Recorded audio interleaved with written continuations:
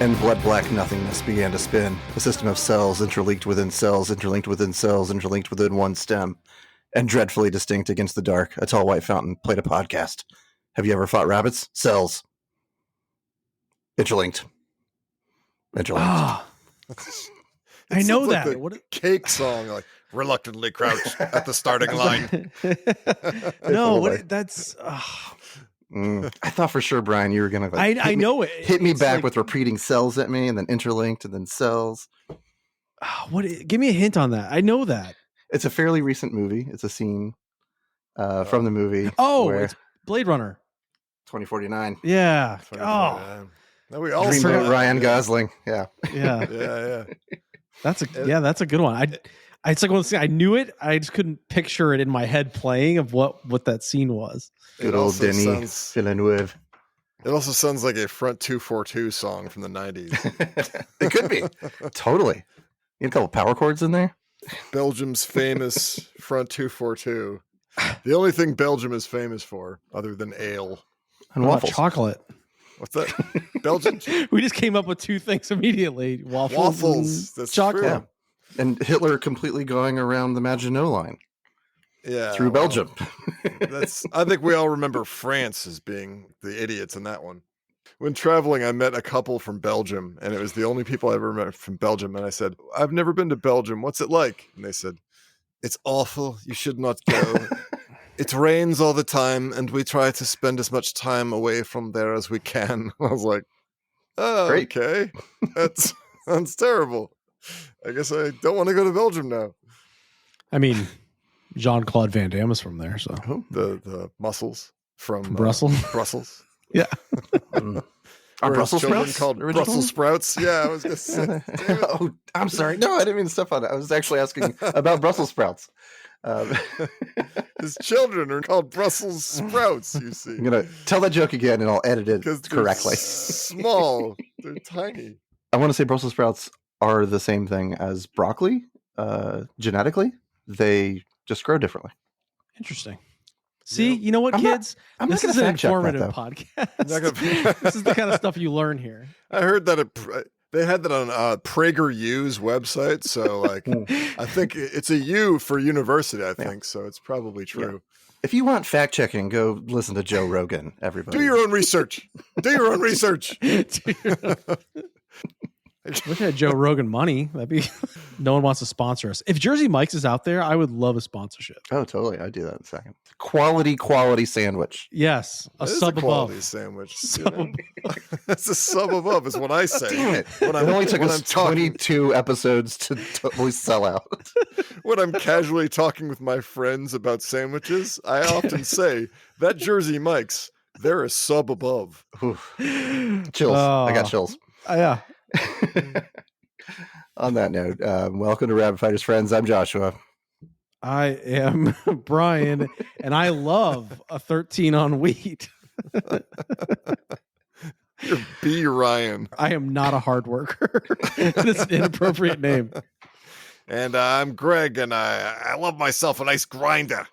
All right. So on this week's edition, we're tackling Jerry Seinfeld's foray into animated comedy, such as it is the 2007 Dreamworks flick B Movie. So apparently the legend goes that Jerry Seinfeld and Steven Spielberg were having lunch together one day, and Jerry mentioned the premise to this movie as a quote unquote joke, and Spielberg thought it was such a great idea, and then this thing was wrought upon an unsuspecting world. It was nominated for at least 16 awards, winning none of them other than the Oklahoma Film Critics Circle Award in the category of not so obviously worst film. It still somehow earned $295 million worldwide after costing just $27 million to make. Oh, that's and not right. that is right. I thought I read it was 150 million to make. Not to. All right, go ahead. According to We're Google, gonna it's 27 We're gonna million. fact. We're gonna fact Again. check that. Well, any way you slice it, if you do the math right, that means there's It no made God. money. Yeah. So- Mathematical formula for no God is Points to no 290 God. million. Yeah, anyway, any profit made off of this undermines any sense of justice in the world. So, so despite that, it includes the voice acting talents of Jerry Seinfeld, Renee Zellweger, John Goodman, Chris Rock, Matthew Broderick, Patrick Warburton, aka Puddy from Seinfeld, Kathy Bates, Rip Torn, and of course Michael Richards, because he knows Jerry Seinfeld. So if you've never seen B Movie, I encourage you to stay tuned to our show so that we can spare you the hour and a half of your life that you'll never get back. So Greg, you picked this one. So what in tarnation, man? This movie is so fucking weird. So why is it so weird? Like Seinfeld is famous for being a show about nothing, but this shit is a movie about everything. Like it just forgot every rule from Seinfeld. Well, Larry David was not involved in this. Famously. I know. So like, this is a movie where it starts out and you're like, hey, look, it's bees and they're driving around in little cars. And like, why are they driving around in cars? I don't know, because they're lazy and the cars apparently go 150 miles an hour. I didn't even notice that. So it starts out as like little fat bees, like making little jokes, and you're like, okay, it's a little Seinfeld is a bee, it'll be Seinfeld, but with bees. I guess sometimes it is like he meets a lady who's a human, but she kind of like falls for him, and he kind of falls for her, and then he finds himself in the outside world, and he's trying to avoid being killed by Patrick Warburton as Renee Zellweger's sort of boyfriend. Are they married? Okay, and tennis. Like tennis Loads of yogurt. fucking tennis Yogurt jokes? night. A lot of yogurt jokes. I don't know why yogurt was funny in 2007, but it was trending, I guess. But it goes from there to be like the bee finds out the great injustice of the world. The honey is being stolen by humans, and this enrages this normally very placid bee. And he sets out to right the wrongs that human society have wrought against bees by stealing their honey. So he takes it to court. It becomes 12 Angry Men. But somehow everyone just agrees that the bees are right.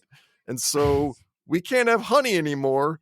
But then the entire world dies because bees make the entire world live somehow. And right before the last crop of flowers on planet Earth get wasted for the fucking Rose Parade in Pasadena, because humanity is that stupid, get the roses somehow by stealing a float and wrapping it up onto an airplane. The airplane gets hit by lightning. They have to learn how to land a plane with Renee Zellweger as a pilot and a series of bees under the plane.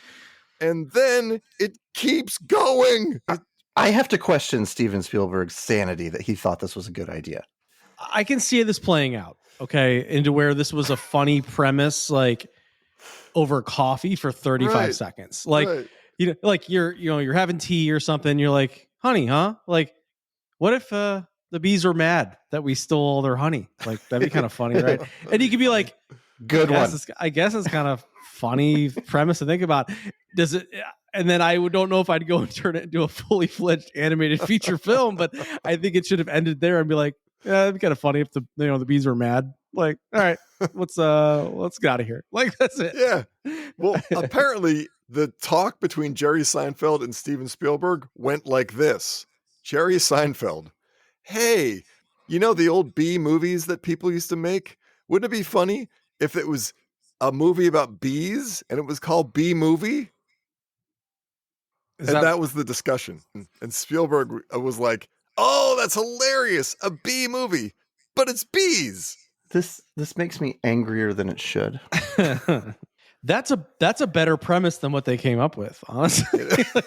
And usually when they have nothing to go on, it actually makes a better movie because they can't ruin the source material. They could have gone in any number of directions. Yeah, other than like casting all these famous people for nothing. I mean, there's some good voices in there, but I don't know if anyone else had this reaction, but I cannot stand Renee Zellweger's voice. I mean, she's fine in movies and stuff, but for some reason, when it's just her voice isolated in this one very strange character of a human florist whose last name is Bloom, hilarious. Well, the jokes never stop. Every word that came out of her mouth, I was just like, this is a terrible character, and her voice drives me up the wall. I'm the opposite. I actually hate Renee Zellweger in movies. I hate her face. I think she's annoying. She makes crinkly faces all the time. And I was trying to be nice, but yes. I prefer her as a disembodied voice. Joke's on them because they went and paid all this money to get these celebrities, but you could really put homeless people in this as voices, and I would have cared, couldn't have cared less. I was like, why all these famous people shelter and money? Yeah, did they read the script? Jerry is just texting or calling them. It's like, come on. The one guy that I have no trouble believing they got at this point was 1 year after post N-word comedy club tirade Michael Richards. Wait, who was he in it? Who was he in it? It was a year after. He was like an air traffic controller. He was the air traffic controller, yeah. Oh, okay. I didn't even pick up on that. Here, gonna land that plane. A flower in the runway.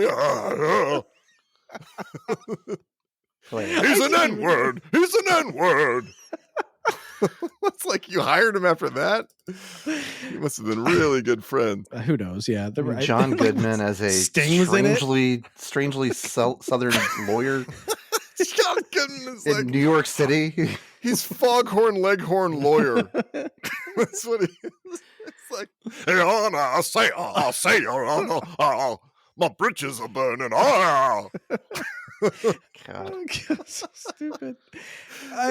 Sting. Yeah, you said Sting is in it. I was excited when I heard Sting was in it, but then I was like, oh, he's playing himself. Never mind. The whole point is that his name is a pun or something. That's the only reason they brought him in. They're like, why was Ray Liotta in it? I don't know. That's the funniest part of the movie. That's the funniest part of the movie. The Ray Liotta's select honey. That's a solid joke. Because it's so weird. It's very bizarre. So this is a kids movie, ostensibly, and that's the thing is whenever you make a kids movie, you kind of have to also make it for their parents so that it's tolerable. And so I feel like on the one hand, it's kind of wrong for us to come down so hard on a kids movie, but on the other hand, no, fuck you. This is terrible. This is. If I was a parent at that time, I would feel very upset that I got dragged into this film in the theater. So I get that there's jokes that are supposed to be for the parents to get. We put Ray Liotta in a cartoon and didn't explain it for any reason hilarious, whatsoever. Man. I look at other kids movies or any film to a certain extent asks you to set aside disbelief. That's happening in its own, but it has to work within its own universe. And from the cars the bees are driving for no reason when they can fly, and they do often. They have stairs. They have stairs. They have radio through their antenna to talk to each other. They can talk to humans and humans can talk to them back. None of this shit makes sense in and of itself. The universe they've constructed is inherently just wrong. And I think at the end of the day, that's the foundation of my hatred. I rest my case, Your Honor. Your Honor. The real problem is this is a kids movie without a single joke for kids. I watched it with my kids and they were like, dear God, what is this shit pile? There isn't a joke for kids. They're all Seinfeld jokes and bee puns. There's no kids material. So there's really no audience that's the target audience for this because adults are like, these bees look terrible. This animation looks like shit.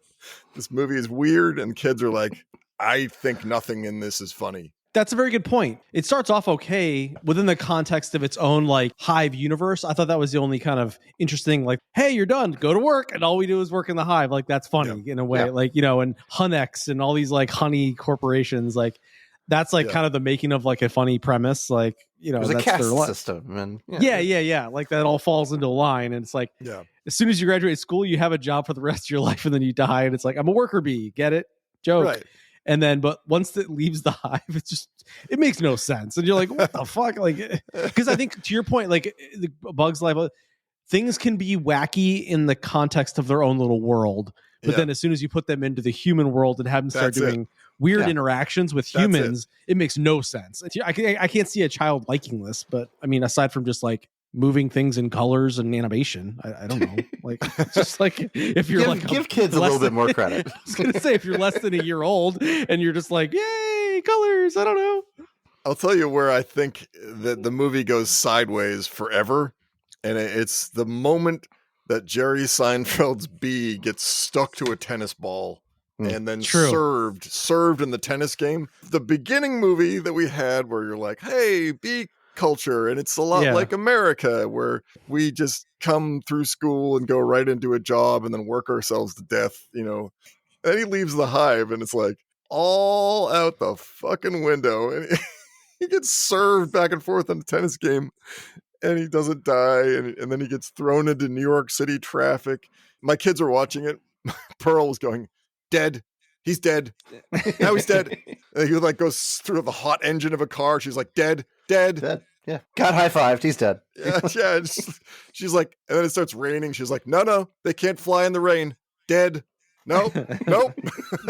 Like, yeah, no. It's just awful. And I agree with you. The second the tennis scene started, I was just like, this is irredeemable. But slightly before that, like, there's this caste system, and there's like the hotshot jock guys who fly around to collect the honey outside the hive. Yeah, the pollen jocks. And he's aspiring to be one of them, but he can't, obviously, because it's not like he's not genetically, made to do that. So he's like hitting on these chicks, and then they overhear it, and they're like, "Oh, why don't you show up tomorrow, and then we'll fly out together." And so he does. And guess what? Not a problem. He fucking keeps up with them the entire time, not getting wind. The entire time, I'm like, so he gets winded, or he's getting left behind, or like you just set this whole thing up that there's no possible way he's as good as them, and yet he's fucking flying circles around them. Like, this makes no sense. It's such sloppy fucking writing.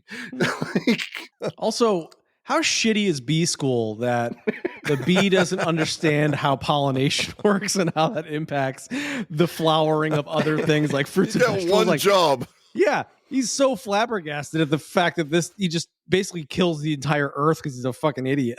It's like, did he not learn that? Like, what that is? It's like, why he didn't learn it is because none of it is true. Male bees stay in the hive. They don't go out of the hive. All they do is mate with the queen and make more bees. Only the females go out. Only the females have stingers. Bees pollinate stuff and it makes fruit and they leave. But like, if they don't pollinate stuff, it doesn't die. It just doesn't make fruit.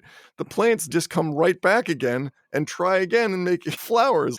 Also, this is just America that the bees go on strike. It isn't the rest of the world. Canada's fucking doing fine. Like Canada would be pumping on all kinds of like bootleg honey to America. Like after that trial was over, I just, with all my soul, wanted the next scene to be the spinning newspaper, and it comes in, and Supreme Court overrules ridiculous fucking judgment. The end. And I was like, what is going on? Why is there one judge and it's Oprah? And if it's the Supreme Court, why is there a jury? That's what I'm saying. Why is there a jury?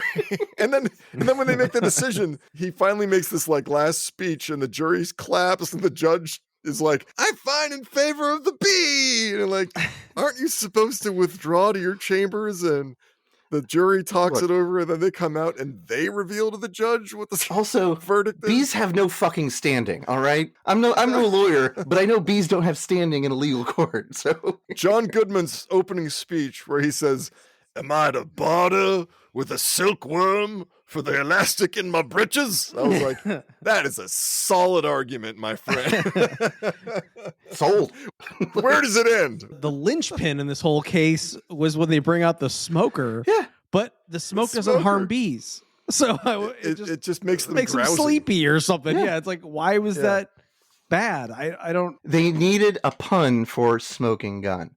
Like, this entire movie was nothing but a series of like alley-oops for Jerry Seinfeld to deliver a one-liner and fucking bee puns. Like, that's the entirety of it. Like, all the humor is derived from those two things. You know what line I really do like in it? When the David Puddy guy loses his fucking mind and makes an aerosol can into a blowtorch and tries to burn down Renee Zellweger's apartment. He falls into the tub and he like pulls a mop away or something from the drain. There's like this bug there, and he just goes, "Water bug, not taking sides." I actually laughed my ass off at. I'm trying to think if there was a genuinely laughed at that one too. funny line in that was funny. I was like, that's funny. I think Ray Liotta's Private Select is fucking hilarious. I don't know why. It's just so funny. It's like Paul Newman, but with like Ray Liotta. It's just the worst choice. That's funny. Like every once in a while, I would like say out loud to people who were booing the movie, like, that was funny. That was actually funny. That thing was funny. I want to say the Chris Rock was like a little. It was okay. I mean, he had like one line that was like, you kind of knew it was coming, like mosquito, bloodsucker, lawyer, like lawyer. Yeah, I was like, okay, you kind of walked into that one, but dude, there were some racist jokes in there, man. Where I was like, there was a couple. Whoa. Yeah. Well, he was didn't Jerry Seinfeld call him blood at one point? He calls him. Yeah, he's like, hey, blood. There's at one point Seinfeld's B goes, what am I gonna do? Start calling everyone dog?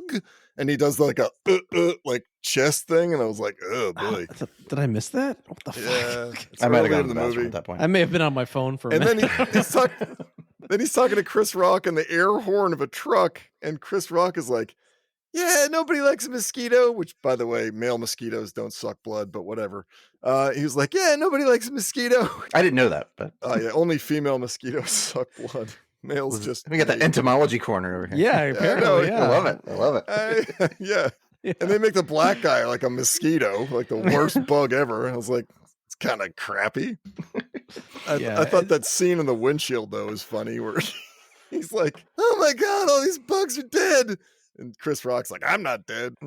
Ladybug is like, I'm not dead either. He's like, how about you, Cricket? And Chris Rock is like, oh, he's really dead. You know, you're trying to find redeeming qualities in this. I'm not interested. I'm not interested because in that same scene, the fucking truck drivers are like, what's that noise? Can you hear fucking bug talking? No, you can't. He's like, it sounds like Tiny screaming. Turn the radio down. So the whole scene is like he's following a honey truck back to the apiary where they're harvesting all the the hard worked for honey. And what was I getting at? I totally lost track trying to explain what a honey truck is. It's a truck with honey on it. So before that, he goes to this warehouse, and grocery there's store or something, right? Warehouse worker who can hear him and starts sword fighting him.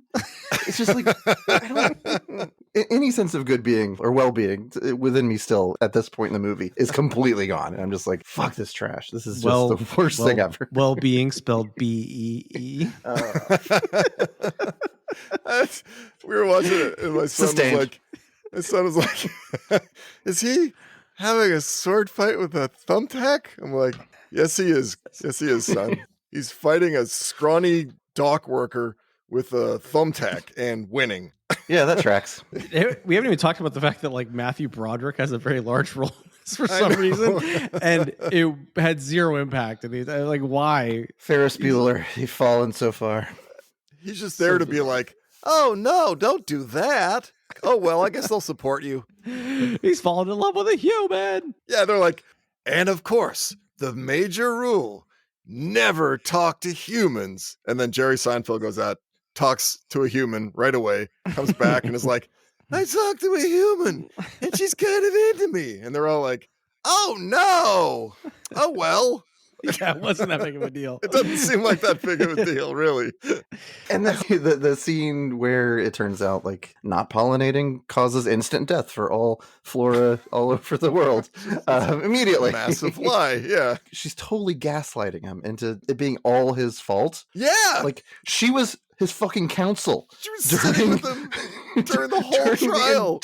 None of this would have been possible if you hadn't gotten involved, lady. And then she's trying to make it sound like, oh, this is all Jerry Seinfeld B's fault. She mailed the legal motion. Oh, she put the letter in the mailbox for him and sits with him in court. And then she's with him the whole way until they get to that one scene where she's like, I'm going to the Tournament of Roses where the last flowers on earth that live are cut and pasted onto cars. And then he flies after the cab, and then suddenly she hates him. She's like, it's all your fault. I don't want to see your face. Yeah. I hope you die. And she bears no responsibility whatsoever for it. It's just like it's the most infuriating scene. Like, yeah, that was a tough scene. It really stung. Okay. Fuck you, Brian. Little known fact: Brian is writing B movie 2 right now with Seinfeld. He's done talking about it. He's just in the background. What else do we say about this goddamn movie? We haven't even talked about the ending where they fly a plane, or the bees help fly a plane. lift an entire plane. Land it. How did that happen? Well, first of all, the bee comes into the cabin, and one pilot sucks the toupee off another pilot. Yeah, and then hilarious. He gets conked in the head, and he falls unconscious. And then that triggers the inflatable raft that bonks the other pilot in the head and knocks him unconscious. And then the plane gets struck by lightning, which apparently happens thousands of times a year, and planes are designed to be struck by lightning and have nothing happen to them. I saw the part where they were about to fly into the storm, and then I left the room, and then I came back and throw up. So that when you said lightning, I was like, I don't remember lightning, but now it all makes sense. Yeah, so lightning hits the plane. Yeah. B. Jerry tells Renee Zellweger's character that Barry. you have to fly the plane because the two pilots are knocked unconscious. She's like, "Oh, this isn't so hard. This is really easy." It turns out it's on autopilot, but then the lightning hits the plane, which knocks the autopilot off, and then they have to figure out how to actually fly a plane, and then chaos ensues. Right. But the bee calls his bee pals, and they all help to lift and then land the plane safely. It's so fucking dumb. How much did that fucking, I'd be curious, like, how strong is a bee? Like, not that strong.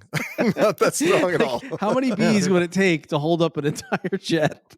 It's apparently an airplane travels 500 miles an hour at top speed, and bees can go 30. So there's a little bit of math to contend with there. And according to the adorable bumblebees that fall asleep in my yard all the time, like, they get pretty tired pretty easily. So tired.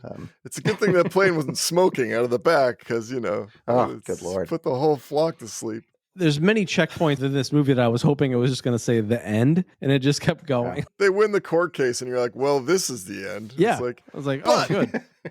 But wait, the world dies. And you're like, oh, well, I guess it's another apocalyptic movie. You're like, no, but wait, somehow, when you sprinkle them over every single living thing on Earth, rose pollen fixes trees and daffodils and daisies and orange groves and whatever the fuck you sprinkled on.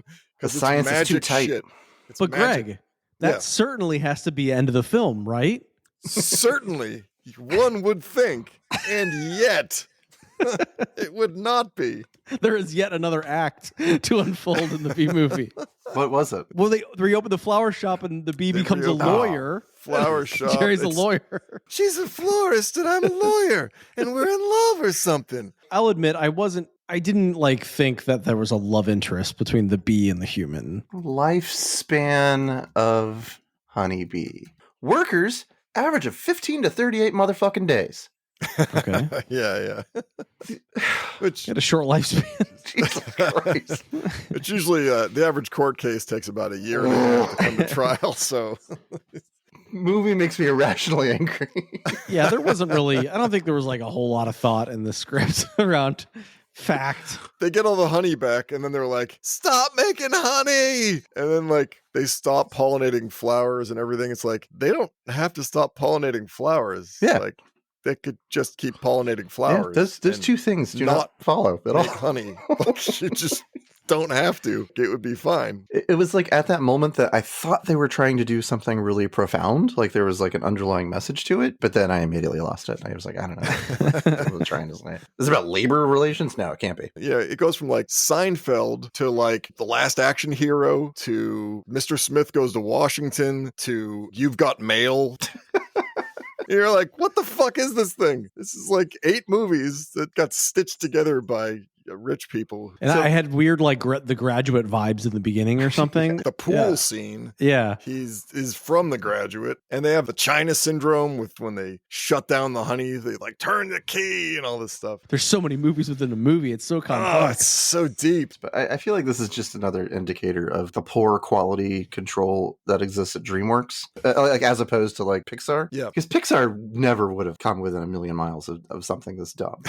And looking at all of the DreamWorks animated movies, and there's a few pretty good ones, but it's mostly crap. What else did they do around this time? Over the Hedge, Flushed Away, Monsters and Aliens, Ants, which, you know, you can argue is all right. It is all right. Megamind, I actually kind of enjoyed Megamind. Shrek is a classic. Good. Yeah. But How to Train Your Dragon. How to Train Your Dragon is not bad. Prince of Egypt, Joseph, King of Dreams. What the fuck is that? The Madagascar movies. Recently, though, I feel like Pixar has made some turds. Like they stopped their streak of like unstoppably good movies, and I mean, like Luca is like the plot of Luca is like he's a mermaid, but he likes Vespas. I don't even know any of these. Like I don't have kids. We have kids, so yeah. You guys have kids. Then, there's one that actually filled me with rage, and it was called like Onward, I think. Onward's the D&D one with the dad dies, and it's got only half of him comes back. Oh, the dad dies, and like they have like 24 hours to bring him back with this magical spell, and they spend 24 hours just fucking around and like wasting every hour of it. Is it just me, or was there a shift from like when these cartoons went from being for kids to actually, like, I think maybe Joshua said this earlier, like to where they have to be acceptable for adults to sit through them or have adult themes? Parents pay for the movie tickets, and you know, if you can get them in the theater, and you know, but I think tell their friends that yes, take your kids to this. Like it's, but to bring it back to B movie though, do we have to? All parents joke, you know what I mean? Like it's like I said, like watching it with kids, watching it with kids. The kids were like, the kids laughed at the water bug, and the water bug was like. Yeah. Water bug here, not taking sides. That's it. That's the only thing they laughed at? I think that's about the only thing they laughed at, and I busted out laughing at that. So that I may have influenced them. I mean, there's like little. Does Jerry Seinfeld have kids? Yeah, I know he dates them. Hey, he dated him. I know. He dated a high school girl. Oh my god! Please don't sue us, Jerry Seinfeld. Yeah, I can't say had I not been forced to watch it, I would ever have experienced this movie. So yeah, I did catch like maybe 20 minutes of it, like maybe a year ago when my youngest started watching it. But I like walked in the room and was like, "What is going on?" And it was like it was the love story part. I was like, I don't think it's a love story. I'll defend. I think it is. It's just platonic. Yeah, he says it a bunch of things. Like I met someone. She's like, he has a girlfriend, and they do it, and he was like, we don't do it. But she never said anything like, no, you know, she like totally wants a bee in her bonnet. She breaks up with Puddy over him. Yeah, Puddy feels jealousy. Like, oh yeah, I guess. Rightfully fucking so. He lost his wife to a bee. It was a reasonable response ever. I used to sit in that seat, and now a bee is sitting in the seat. Jerry's bee is like cutting like agar gel with a knife and fork or something. I'm like, this is so fucking weird. And then when he goes bananas in the bathroom and like torches her apartment and like burns half her bathroom with an aerosol can. She comes in and she's like, "Hey, what's going on? I'm tired of you. I just want you to leave." I'd be like, "What the fuck are you doing? You're burning my fucking house down." Like, I'd be like, "Well, you're sleeping with a bee. So what the fuck?" When she first talks to the bee and he's like, "Yeah, I'm a talking bee and I'm on your countertop." She picks up a fork and stabs herself in the hand with a fork. What? Because she's losing her mind because she's talking to a bee. That should have been where the credits roll. Oh. Even crazier. IMDb gave it a 6.7, and it's a 67% on Rotten Tomatoes audience score. I don't understand. There's a lot of dumb people. I have lost all faith in humanity from this movie. I think it's broken me. Like I'm fucking done, guys.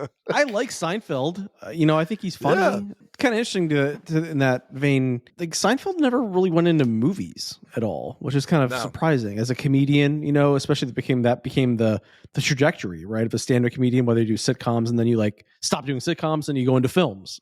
I don't think he likes being on camera. I think he is a stage guy. In the middle of the series, they have the meta Seinfeld. Oh, the idea for the show. Where they cast Seinfeld as Seinfeld. You know, and like he like screen test, and then he's like, I can't act. I stink. That is how he felt, probably. And it's true. Like, if you watch Seinfeld, he's not a very good actor. He breaks all the fucking time. When he's trying to, like, be angry or yell, he's never acting. He's just being himself. Although I love his yelling in Seinfeld. I use that with my kids when I'm mad at them, but not really mad at them. I'll be like, what are you doing? But I think what makes Seinfeld work is the writing and then the cast of characters that he built around it. He's not even that interesting in the show. He's like 20% of the show because it's all he doesn't care either. Amazing characters. Yeah, maybe he's just not that interesting to carry a movie in any way, shape, or form. So, all right. Well, should we rate this thing? I think so. Do we need to? Yeah. Do we all have to give it B's? We all have to give it a B. Oh, fuck you. God damn it. Okay. Grade scale. Is this Jack Nicholson now or Jack Nicholson 1974? Who would you like to bone? Okay. Well, that changes a lot. Meg Ryan. All right. Who wants to rate this? I don't know. I like how none of us want to rate this thing. I'll do it. I'll go first. Okay. This is an F-. This is one of the worst pieces of shit I've ever seen. There's very little redeeming about it. I pray that when aliens pick up the TV signals, they don't get this and take it as any sort of indication of what we're like as a species. Jerry Seinfeld, you've done some great things, and you've also made B-movie. God almighty. May have mercy on you. Mercy on your soul. I would give this a D because, I mean, mostly the animation was okay. I mean, maybe for the time, I thought it was like kind of okay. I mean, I didn't think the story was creative or original really in any way. So it was kind of meandering, and the dumb B puns got. A really funny thing is that I guess this will be, oh God, a good litmus for this is I was like, well, I got to watch this B movie for the podcast, and Jen goes, I'll watch it with you. And so I put it on. Within 5 minutes, she goes, it's pretty bad. I want a divorce. She goes, it's pretty bad. And then I was like, I know. And then I look over again and she's asleep. I was like, God damn it. And now I have to watch the B movie by myself the rest of the time. So it's definitely, it's not worth the time. I did the same thing. Like Val fell asleep. I started watching it, and my oldest came down to say goodnight because he was going to go to bed, and he was like, you're just watching B movie by yourself? And I was like, yeah. He was like, you don't have to. I was like, I kind of do. It's homework. It's for the podcast. He was like, oh. You're like, want to join? He's like, no. No, it was his bedtime. So he goes, brush his teeth, come back, and he's like, good luck, Dad. Good night. It'd be funny if you're like, hey, champ, you want to stay up and watch it, Dad? He's like, old man. He goes back up the stairs. Oh, Dad, I just remembered some homework I have to do. Sorry, it's really important. I gotta do my homework, feed my taxes, feed the hog. So this is a different. D. All right. Yeah. I mean, I don't have as much vitriol for F minus, like, it's just I'm angry about this film. It's certainly not good. Yeah. All right. Yeah, so he who slung this shit on us to talk about this thing. Apologize for it. Craig, why hath you forsaken us? Yeah. You know what? For this, you lose your next turn. You lose No, I don't. I pick good movies sometimes. Yeah. Remember Do the Right Thing? That was me. That's worth at least 4 B movies. Yeah. No. You don't get 4 Godzilla passes. -1. Barbie movie. These are good movies.